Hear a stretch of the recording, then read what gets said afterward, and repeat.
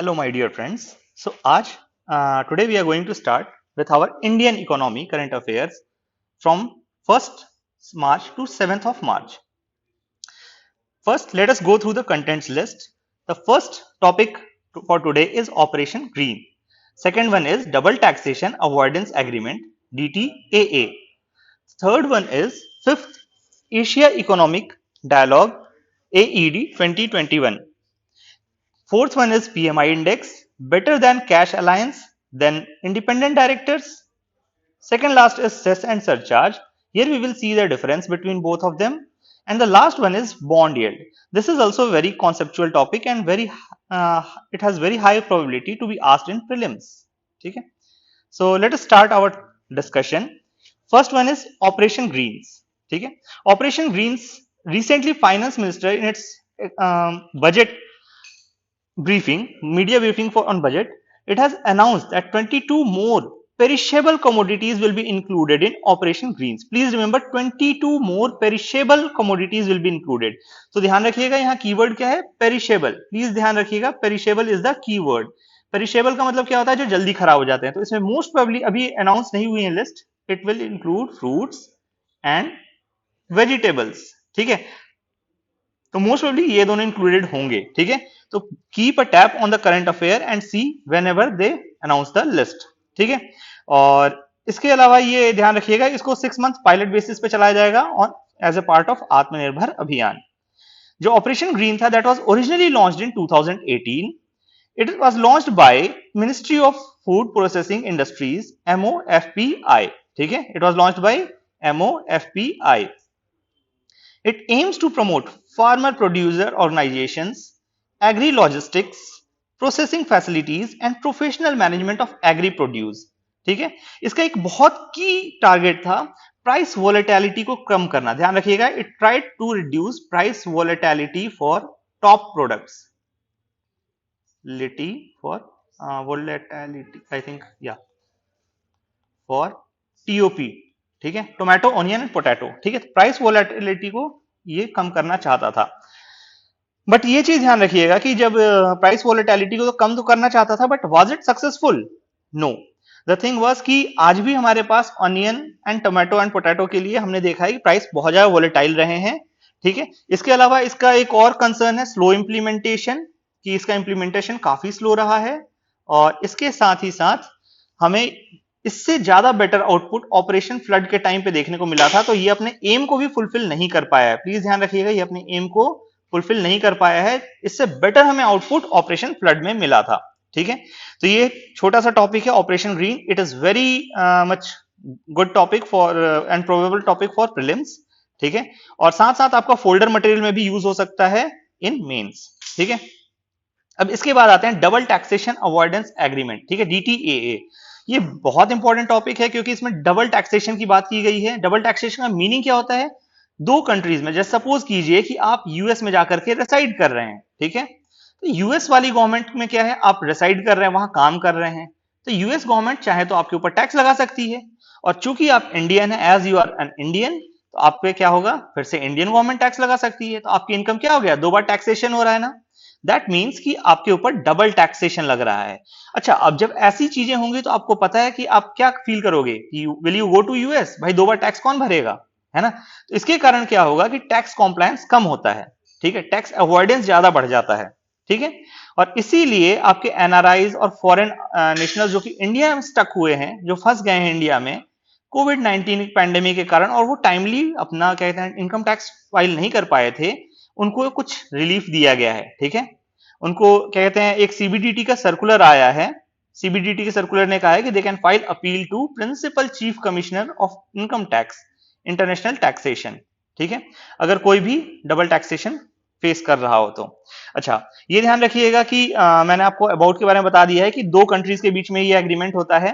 ठीक है, और it helps tax payers to avoid paying double taxes on the same income.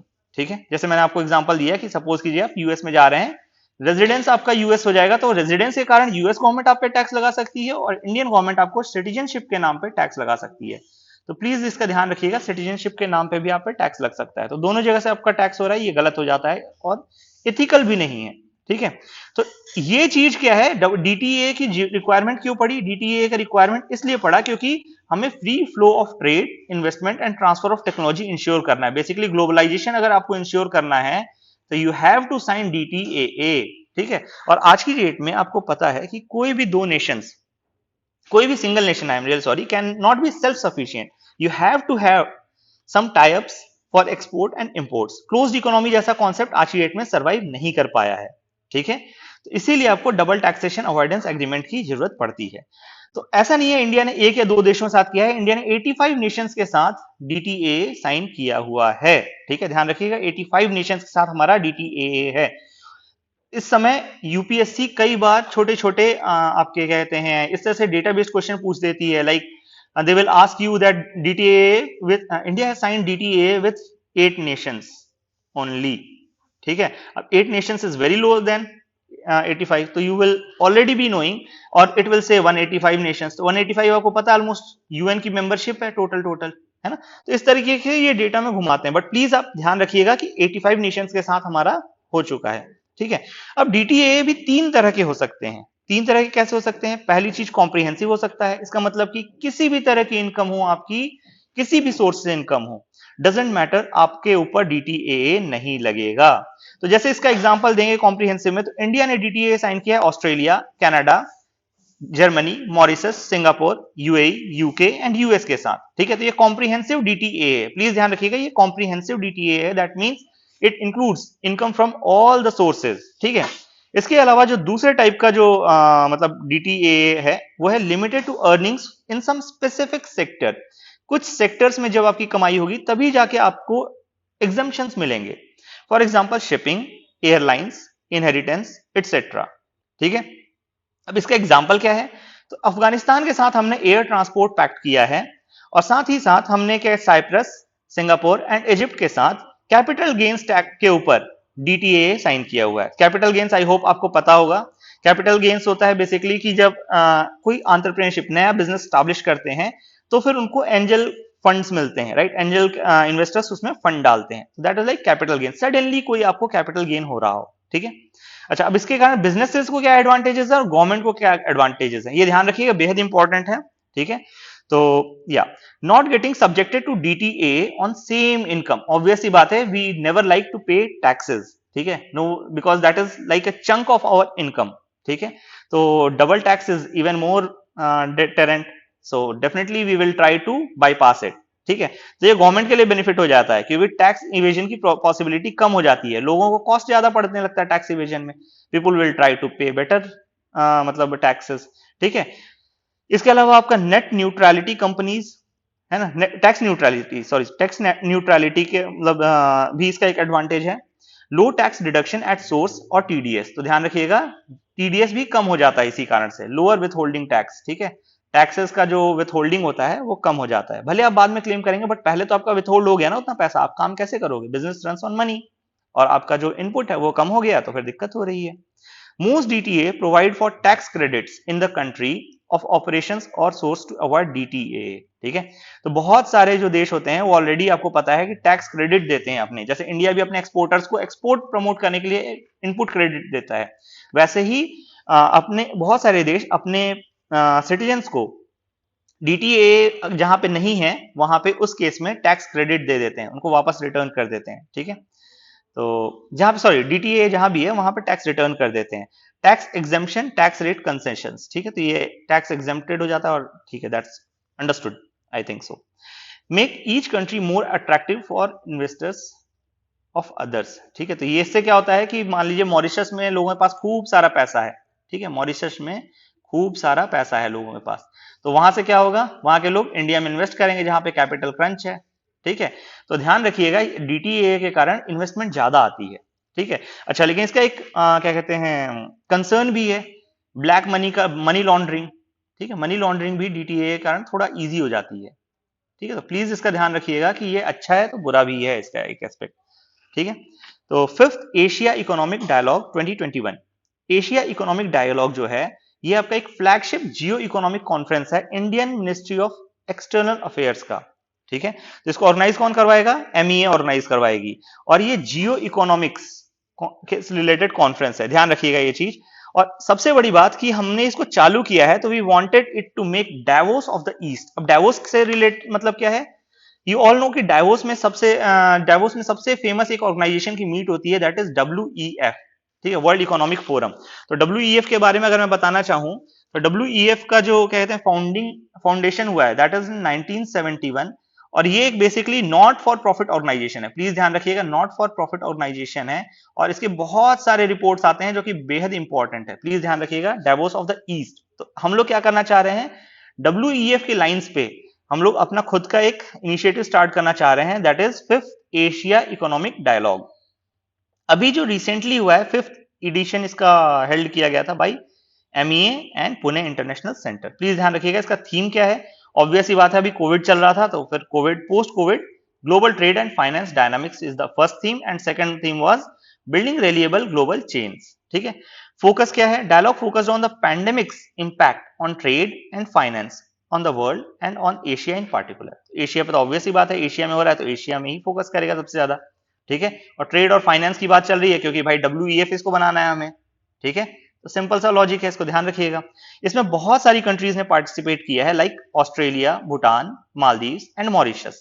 ठीक है, की हाइलाइट्स देख लीजिए, हमारे एक्सटर्नल अफेयर मिनिस्टर ने जो वहां पे बोला है, पहला उन्होंने कहा है कि all the governments, specifically Indian government, should extend more and more of its support to domestic businesses, specifically MSMEs। अब MSMEs से रिलेटेड ही एक आगे आपको और टर्म मिलेगा, jobless growth. Please remember, jobless growth. ठीक है, अब इसके अलावा इन्होंने ये भी कहा है कि जो डोमेस्टिक बिजनेस पे हम सपोर्ट की बात कर रहे हैं, जो हमने आत्मनिर्भर भारत लॉन्च किया है, मेक इन इंडिया लॉन्च किया है, दैट डजेंट मीन कि हम डी ग्लोबलाइज कर रहे हैं वर्ल्ड को। ठीक है, आत्मनिर्भर भारत को हम लॉन्च कर रहे हैं, इसका मतलब ये कतई नहीं है कि वी आर डी ग्लोबलाइजिंग, क्योंकि कोई भी आज की डेट में ही accept that fact. That is the beauty of our external affairs minister S Jaishankar, that he accepts that the fact that no country can or should attempt to do everything by themselves in a globalized economy, है ना। एक globalised economy में ये काम करेगा ही नहीं। ठीक है, but there existed a huge potential for manufacturing which had not been fostered by right policies at home till now. ठीक है, तो पोटेंशियल था लेकिन हम उसको फोस्टर नहीं कर पा रहे थे, तो वो जो हमारे नीच एरिया छूट गए थे वो हम आगे बढ़ाएंगे। ठीक है, जॉबलेस ग्रोथ ध्यान रखिएगा, जॉबलेस ग्रोथ एक बहुत इंपॉर्टेंट टर्म है यहाँ पे आपका। ठीक है, was not testimony to policies of growing country. A lot more people centric policies both at home and abroad were needed। एक और पॉइंट यहाँ पे मैं बताना चाहूंगा आपको कि जॉबलेस ग्रोथ को इकोनॉमिक सर्वे में भी मेंशन किया गया था कुछ 1-2 साल पहले। ठीक है, और इसमें इन्होंने कहा था कि for better job oriented growth, job oriented more job generation, we should focus on apparel and footwear industry.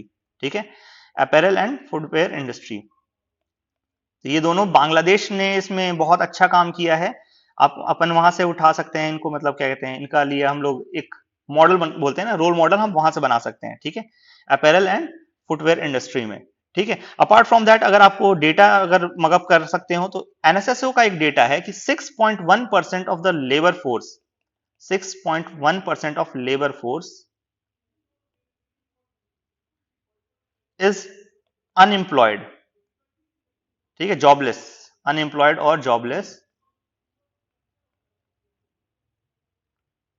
In 2017 to 18। और ये ध्यान रखिएगा, this is highest since 1972 to 73।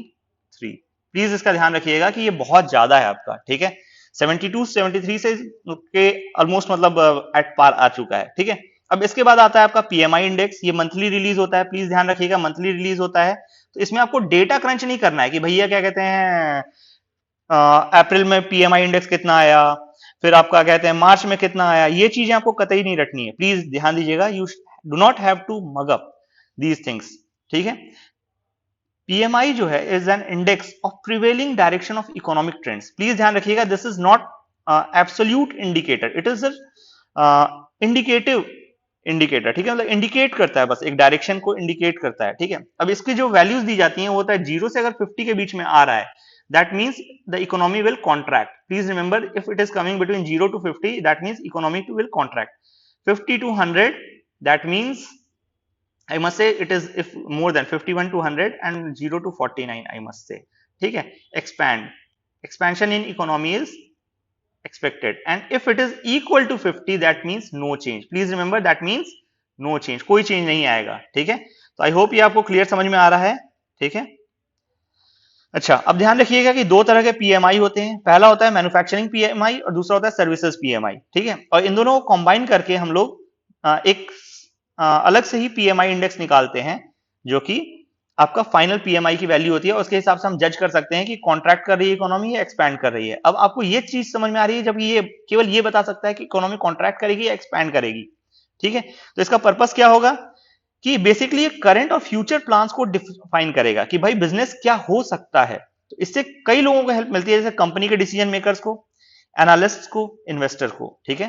तो जैसे शेयर मार्केट अगर मान लीजिए 51 से ऊपर आ रहा है, मतलब इट इज ग्रेटर देन 50, ठीक है, सपोज करो, तो शेयर मार्केट के दाम बढ़ सकते हैं, यू कैन इन्वेस्ट, ठीक है। अगर मान लो लेस देन 49 है, इसका मतलब मार्केट कॉन्ट्रैक्ट करने वाला है, तो कंपनीज बोलेंगी कि कहते हैं we should invest little less amount, है ना। तो ये एक तरह से डायरेक्शन बताता है, ध्यान रखिएगा, ये कोई स्पेसिफिक नंबर नहीं है, कोई डेटा इंडिकेट नहीं करता है, रादर एक डायरेक्शन को दिखाता है, ठीक है। Index helps in determining whether the market condition as seen by purchasing manager is expanding, contracting or staying the same. Please ध्यान रखिएगा, staying the same में 50 हो जाएगा, contracting में less than 50 हो गया और expanding में more than 50 हो गया। प्लीज इसका ध्यान रखिएगा, ठीक है। और इसको रिलीज कौन करता है, तो ये इतना इंपॉर्टेंट नहीं है, बट स्टिल आप नोट करना चाहें तो नोट कर सकते हैं, मार्केट लिमिटेड, ठीक है, मार्केट लिमिटेड, ठीक है, ओके। अब इसके बाद एक यूएन का इनिशिएटिव है, better than cash alliance, better than cash alliance, ठीक है। तो ये बेसिकली आपको पता है कि जब यूएन करेगा तो governments, companies and international organisation सारे घुस गए इसमें, ठीक है। और बेसिकली ये करेगा क्या कि बेसिकली ये डिजिटल पेमेंट्स को प्रमोट करेंगे इन लोग, ठीक है, डिजिटल पेमेंट्स को ये प्रमोट करेंगे। बेटर देन कैश है नाम, इसका मतलब क्या है, डिजिटल पेमेंट्स पे चले जाएंगे ये, ठीक है, they will go towards digital payments. अब डिजिटल पेमेंट्स से फायदा क्या होगा, आप सभी को पता है कि भाई इको फ्रेंडली होता है ना, इको फ्रेंडली होता है, एसडीजी अगेन आएगा, इंक्लूसिव होगा, भाई लोगों के रीच में पहुंचाना, हमारे यहाँ भीम देख लीजिए, है ना, आज की डेट में गांव देहात हर जगह यूज हो रहा है, तो it is inclusive, again SDG goal fulfil होंगे, तो अलग अलग एसडीजी फुलफिल करवाएंगे, ठीक है। एजुकेशन भी आता है, डिजिटल लिटरेसी जिसे हम कह सकते हैं, विमेन इंपावरमेंट है वो भी आएगा, ठीक है। तो इसका हेडक्वार्टर कहां पे है, ध्यान रखिएगा, यूएस में है, प्रीलिम्स के ओरिएंटेड फैक्ट है ये, ध्यान रखिएगा, इसका एस्टैब्लिशमेंट किया गया है, हेडक्वार्टर दिया गया है इसको न्यूयॉर्क यूएस में, ठीक है। ये जो है अपने क्या कहते हैं मेंबर्स के साथ मेंबर्स को हेल्प करता है डिजिटाइज करने में उनकी पेमेंट्स को, ठीक है। प्रोवाइडिंग एडवाइजरी सर्विसेज देता है, shearing action oriented research and fostering peer learning on responsible practices. Peer learning मतलब वही है, बेस्ट प्रैक्टिसेस शॉर्ट आउट करके ये एक जगह पे रख देंगे, ठीक है। जैसे इंडिया का भीम है, बहुत अच्छा है, तो they will set it as example, they will give it out as example, ठीक है। Conducting advocacy at national, regional and global levels. It has 75 members which are committed to digitize payments in order to boost efficiency and transparency. आप सभी को पता है digital payments का ये natural मतलब बेनिफिट है आपका, ठीक है, कि इफिशियंसी और ट्रांसपेरेंसी बढ़ जाती है। इसी कारण से आज की डेट में हम चेक को प्रमोट कर रहे हैं, ना कि कैश को, राइट। 50,000 ज्यादा कोई भी ट्रांजैक्शन होना है तो go by check.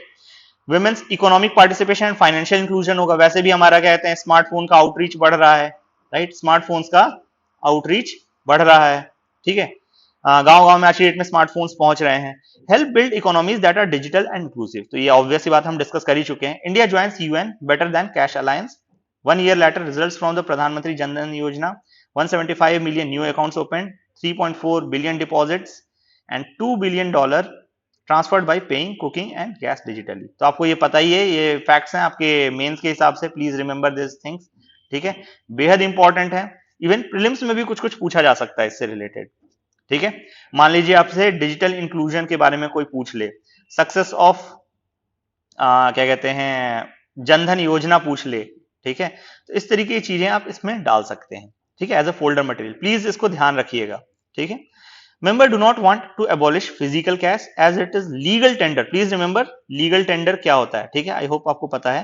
Physical cash इसलिए एलिमिनेट नहीं किया जाएगा, ठीक है, रादर आपको डिजिटल पेमेंट का ऑप्शन दिया जाएगा और उसको बेटर किया जाएगा। ठीक है, इंडिया ने 2015 में इसको ज्वाइन किया था। प्लीज रिमेंबर, इंडिया ने 2015 में इसको ज्वाइन किया था। अच्छा, ये हम पहुंच गए हैं अब इंडिपेंडेंट डायरेक्टर्स पे।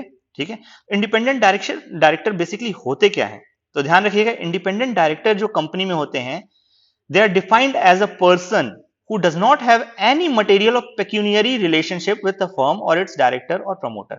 Pecuniary मतलब होता है money related, please remember money related. ठीक है, तो ना तो पर्सनल कोई रिलेशन हो, ना कोई मनी से रिलेटेड रिलेशन हो उस कंपनी में। ठीक है, ऐसा नहीं कि मतलब my father is director in XYZ company, sorry XYG, he is owner of XYG company, XYG's company's subsidiary is ABC, so I am the person who is handling ABC, so I can become independent director of XYG. No, है ना। तो it is not like कि आप किसी subsidiary company से या किसी भी तरीके से अपने से रिलेटेड पर्सन को उठा करके इंडिपेंडेंट डायरेक्टर के तौर पे लेके आ सकते हो। ठीक है, तो ध्यान रखिएगा कि बेसिकली इसमें सबसे बड़ा जो चेंज लाया है सेबी ने। ठीक है, अब इंडिपेंडेंट डायरेक्टर की जरूरत क्यों होती है, पहले ये समझ लीजिए। इंडिपेंडेंट डायरेक्टर्स का काम होता है बेसिकली ट्रांसपेरेंसी एंड अकाउंटेबिलिटी को इंश्योर करना। ठीक है, ट्रांसपेरेंसी एंड अकाउंटेबिलिटी को इंश्योर करना। अब ये ट्रांसपेरेंसी एंड अकाउंटेबिलिटी कैसे इंश्योर होती है इंडिपेंडेंट डायरेक्टर के कारण? सपोज करो कि मेरी कंपनी है, ठीक है, आप सभी माइनॉरिटी होल्डर हो, उसमें माइनॉरिटी शेयर होल्डर हो।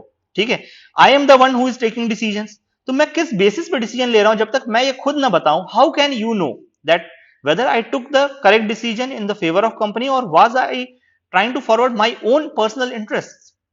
ठीक है, तो इसीलिए इंडिपेंडेंट डायरेक्टर्स नियुक्त किए जाते हैं और it is a common practice across the companies. ठीक है, कि इंडिपेंडेंट डायरेक्टर्स देखते हैं। स्पेसिफिकली ऑडिट सेक्शन जो होता है ये काफी हद तक इंडिपेंडेंट डायरेक्टर्स के अंदर में होता है, अभी आगे भी मतलब आपको बताऊंगा मैं। ठीक है, तो ध्यान रखिएगा जो फर्मिंग अप, इसमें ध्यान रखिए कि सेबी ने अभी भी कुछ कुछ नए गाइडलाइंस दिए हैं इंडिपेंडेंट डायरेक्टर्स को बेटर करने के लिए। ठीक है, इंडिपेंडेंट डायरेक्टर्स को बेटर तरीके से मतलब मोर इफेक्टिव बनाने के लिए सेबी ने नए नए डायरेक्टिव्स निकाले हैं।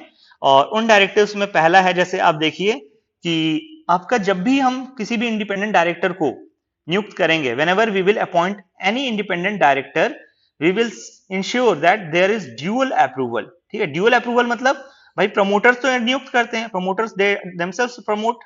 ठीक है, और प्रमोटर्स को हटा देंगे अगर आप, तो फिर माइनॉरिटी शेयर होल्डर्स आते हैं, the ones who do not have say in decision making but they are share holders of the company. तो इनकी माइनॉरिटी शेयर होल्डर्स की मेजोरिटी के साथ जिस इंडिपेंडेंट डायरेक्टर को वोट मिलेंगे सबसे ज्यादा, he will be appointed as independent director. ठीक है, इसके अलावा independent directors can not join board without prior share holder approval. तो इसके पहले प्रैक्टिस क्या थी कि आपको एडहॉक बेसिस पे पहले ही अपॉइंट कर दिया जाता था बाय प्रमोटर्स। ठीक है, बट अब ये प्रैक्टिस बंद कर दी जाएगी ताकि कॉन्फ्लिक्ट ऑफ इंटरेस्ट ना हो किसी भी तरह का। ठीक है, इसके अलावा टाइटर रूल्स ऑन रेजिग्नेशन भी लगाए गए हैं। फिल्म सी ग्राउंड पे आप रिजाइन नहीं कर सकते रैंडमली। ठीक है, तो इसके लिए इन्होंने क्या रखा है, कूलिंग ऑफ पीरियड का प्रोविजन किया है कि जब भी आप इंडिपेंडेंट डायरेक्टर के पोस्ट से रिटायर करोगे, first you have to sit for idle for some time. ठीक है, उसके बाद ही आप जाकर के कंपनी चेंज कर सकते हो।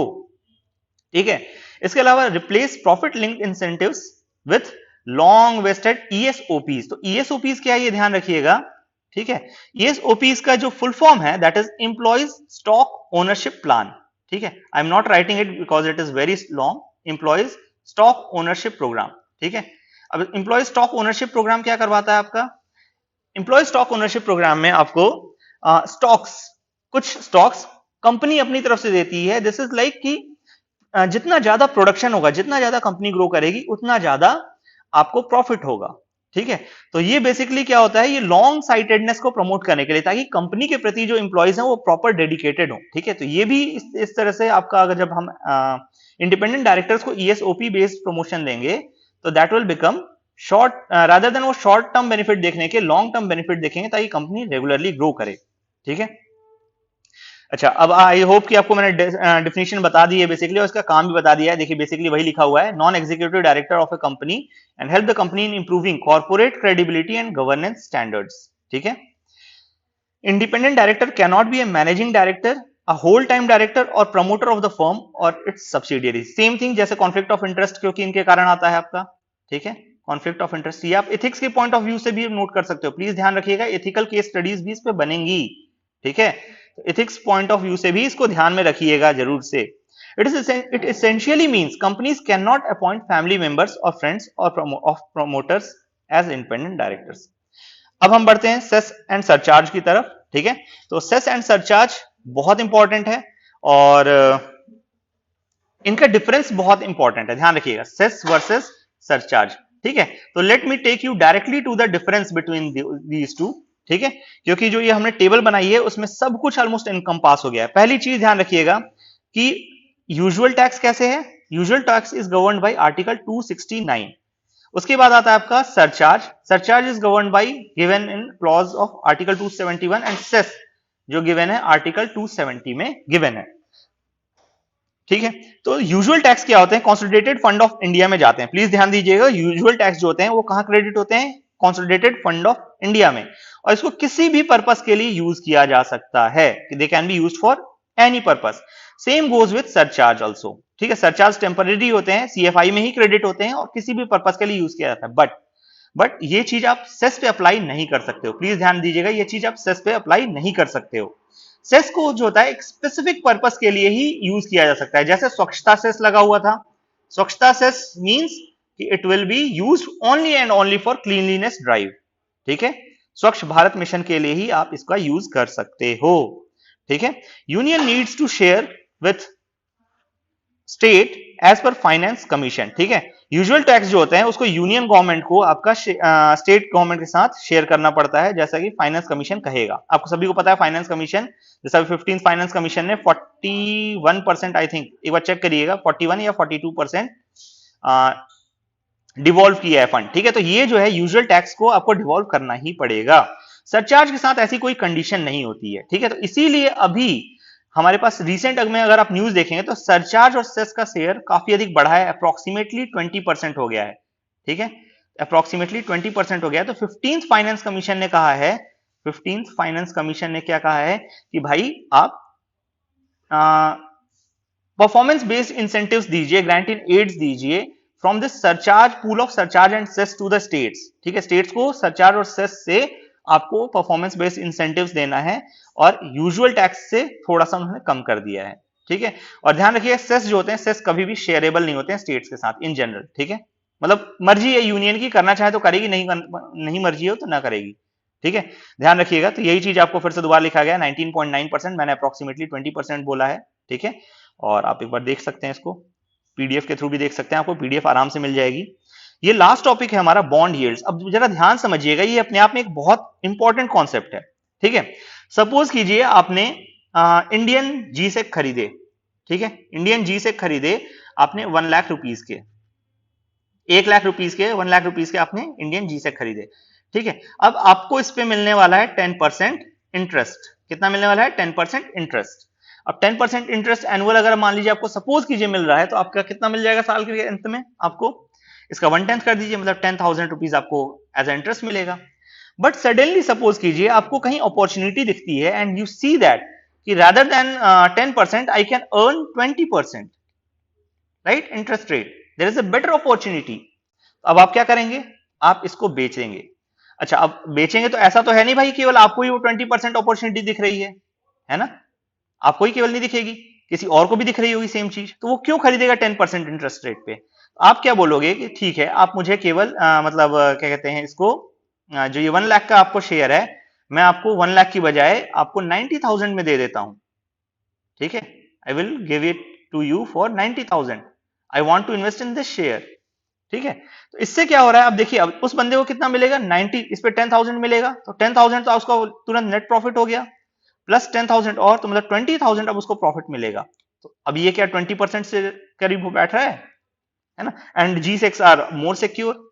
इसको हम कहते हैं बॉन्ड यील्ड का बढ़ना, ठीक है, कि आपका प्रॉफिट मार्जिन जो है वो बढ़ गया है, अपेरेंट इंटरेस्ट रेट जो है बॉन्ड का बढ़ चुका है, ठीक है।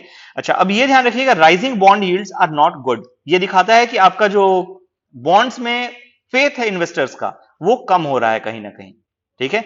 Rising bond yields are not good for G sec, क्योंकि अब आपको मतलब फ्यूचर में भी निकालना होगा तो भी महंगे दाम निकालना पड़ेगा, और दूसरी चीज कॉन्फिडेंस भी कम हो रहा है, ये भी दिखाता है, ठीक है। तो let me erase it for a moment, ठीक है। तो ये ध्यान रखिएगा कि आपका अभी जो रिसेंट न्यूज आई है उसके हिसाब से जो जीसेक है, जीसेक पे बॉन्ड यील्ड है, ये यूएस और इंडिया दोनों के लिए बढ़ रहे हैं, और इसके कारण दूसरे एसेट्स लाइक स्टॉक मार्केट और गोल्ड पे निगेटिव इंपैक्ट पड़ रहा है। ठीक है, तो ये आप नंबर दो एक देख सकते हैं, it is not that much important कि कितना परसेंट बढ़ा है। ठीक है, 7.56 से 6.2% बढ़ा है, लेकिन still that is not important. You have to learn the concept and then apply it कि how things change when one parameter is change. ठीक है, तो इसमें जो most important and crucial factor है, let me tell you that is bond yield. तो I hope आपको समझ में आ गया है अब चीज। ठीक है, तो बॉन्ड यील्ड क्या है? Basically in return an investor gets on the that bond और एट जीसेक। ठीक है, तो कितना रिटर्न एक्चुअल में मिल रहा है उस इन्वेस्टर को, वो चीज आपका क्या कहलाता है? Bond yield. अब इसमें बहुत सारे फैक्टर्स जो इसको अफेक्ट करते हैं, they are like monetary policy of RBI. ठीक है, आरबीआई की जो मॉनेटरी पॉलिसी है वो अफेक्ट करती है, इंटरेस्ट रेट बेसिकली कैसे कितने चल रहे हैं।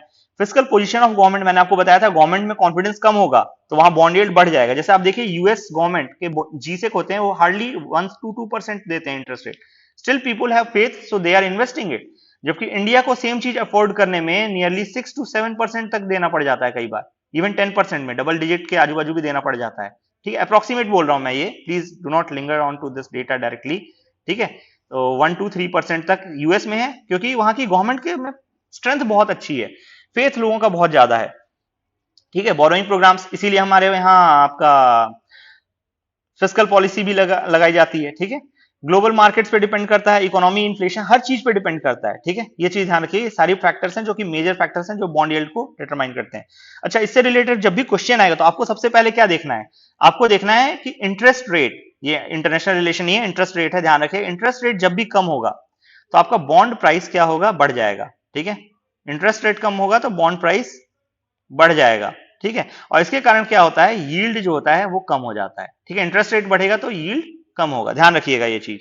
ठीक है, और यील्ड जब भी बढ़ेगा, जब भी यील्ड बढ़ेगा तो आपके पास इंटरेस्ट रेट घटेगा। ठीक है, और रिटर्न्स जो होंगे वो कम होंगे। ठीक है, तो ये ध्यान रखिएगा। Basically rise in bond yield means interest rate in monetary system have fallen and returns for investors have declined। ठीक है, रिटर्न्स फॉर इन्वेस्टर ध्यान रखिएगा। अगर मान लीजिए मैंने जी से खरीद लिया, ठीक है, मैंने जी से खरीदा और उसका यील्ड बढ़ रहा है, इसका मतलब क्या है कि इंटरेस्ट रेट कम होगा उस पर, और साथ साथ जो मेरे लिए रिटर्न है फ्यूचर में वो कम हो रहे हैं। कम मतलब कि ऐसा नहीं होगा कि मतलब मुझे गवर्नमेंट अब कम देगी, पहले 10,000 इंटरेस्ट रेट देना चाह रही थी अब कम देगी। ठीक है, it is not like that, but relative to market it will be less. ठीक है, रिटर्न्स मेरे कम होंगे। ठीक है, तो इस सेंस में इसको इंटरप्रेट कीजिएगा, प्लीज इसको ध्यान रखिएगा, थोड़ा सा ट्रिकी है यहाँ पे, जरा गौर फरमाइएगा दोबारा से, और चाहिए तो दोबारा रिपीट करके देख सकते हैं। Thank you.